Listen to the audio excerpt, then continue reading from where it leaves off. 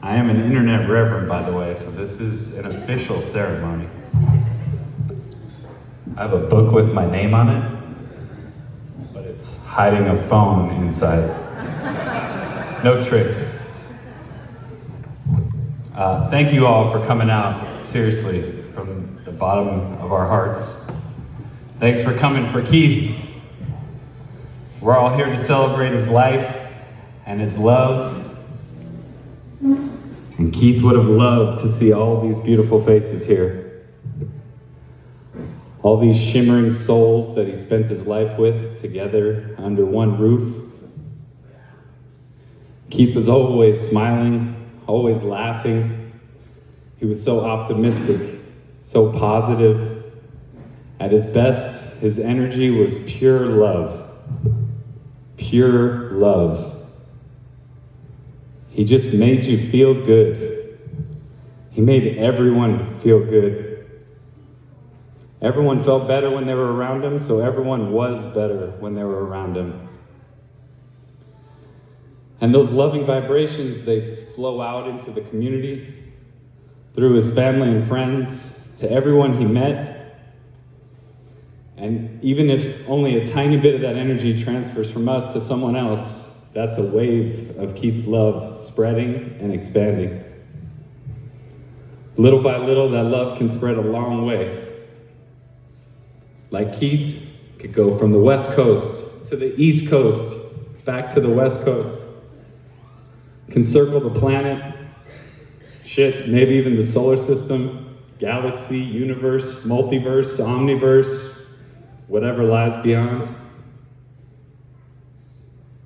We have all kinds of people here, different shapes, sizes, skin tones, backgrounds, Christians, Catholics, Buddhists, atheists, but we all believe in love. And we should have faith in that love. Harness the energy of love, because it really is the most important force that there is. Keith was such a fun, loving spark of energy. He shines so bright. Everyone knew it, everyone knows it. We're all gonna miss him, and we can still feel that spark, which is ultimately his love. Oh, man. When Keith came back from New York, he had this saying that was part of every sentence that came out of his mouth. Deadass. Yo, he'd tell you some fact, drop some knowledge bomb on you. Yo, you see the Niners just got Jimmy G? Deadass. Fuck. It became so funny within our friends group that his nickname just became Deadass. So if you see one of these pins lying around, put it on your shirt, put it on for Deadass, for Keith. I remember hearing that word on like Desus and Mero or on a show and not knowing what the hell it meant. And Keith kept saying it, and I'm like, what is this? For anyone that doesn't know, it means I'm serious, for real, like dead ass, for sure. So, my brother Deadass. I love him, Deadass. Keith worked more jobs than anyone I've ever known. Every time I talk to him, I'd be like, yo, how's the job at Restaurant X or the warehouse? He'd be like, oh, I left that one. I'm working at this dope bakery now. Shout out to Sinful Treats, by the way, for donating all these cupcakes. Thank you very much. He loved that spot. Deadass. Keith had a great thing going in Venice. He was so happy until that pandemic hit, damn it. That's obviously affected everybody in here, everyone around the world. He was living on the beach, Venice Beach. It's like the mecca, especially of like love and energy. Man, he would tell me that he had all these beautiful European tourists coming through nonstop. That made him happy, dead ass. I heard from a few of his friends that went down there within the first few weeks he was there. He was walking, visiting homies down around the town, and everybody from every shop would be like, yo, what up, Keith? Yo, Keith. Hey, Keith. He was there for 3 months. He was already the mayor of Venice. But it's that energy, it's that love. He loved going to shows, to concerts. He loved music. This was the last place he was at. Enjoying some shows with you guys. All of his comrades, all of his homies, everyone who's played in here. So thank you. Thanks for bringing that energy out. He loved fishing. I get a random text or call from him. Yo, dude, what are you doing today? Working? Oh, I was gonna see if you wanted to go fish. Oh, man, I wish I could go fish with him right now. I'll never forget all the 49er games we watched together. All the texts sending back and forth every time our team lost, and our hearts were broken on the verge of like another championship year, but nope. We cried like a bunch of babies about a football team.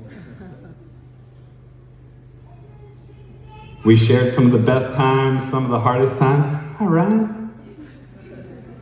That's Keith's nephew, Ryan, from New York. Can everyone say hi, Ryan?